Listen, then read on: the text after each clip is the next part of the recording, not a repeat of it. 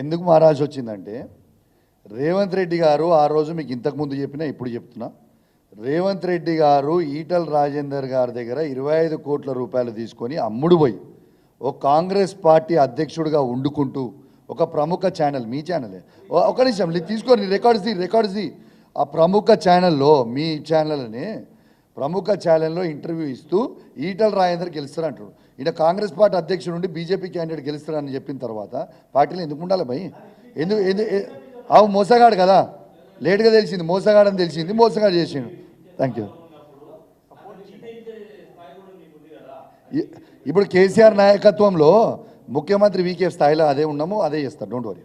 Thank you very much.